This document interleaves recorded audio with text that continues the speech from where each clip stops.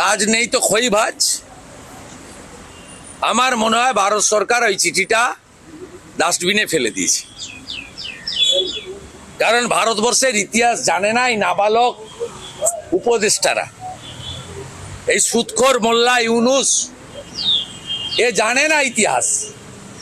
Bharatvarsha Sheikh মুজিবকে shelter দিয়েছে। ভারতবর্ষ এর আগে মুজিব সাহেবের পুরো পরিবারকে শেল্টার দিয়েছে।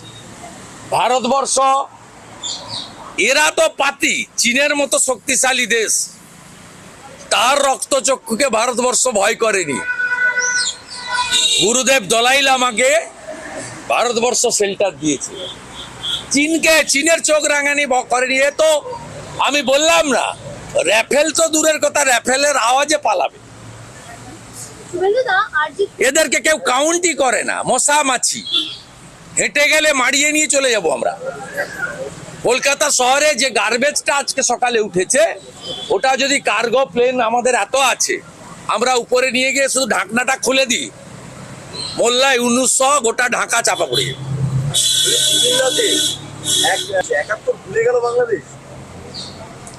যারা জুতোর মালা পরিয়েছে তাদেরকে ওই গোলাম নিজামীর মতো দড়ি পড়তে হবে।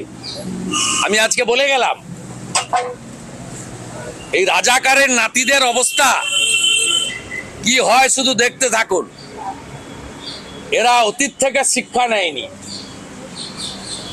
বাংলাদেশের মুক্তিযোদ্ধার চেতনা এবং আবেগ যারা অস্বীকার করবে, তাদের কপালে জুতোর মালা নয়, গোলাম নিজামীর মতো দড়ি অপেক্ষা করছে।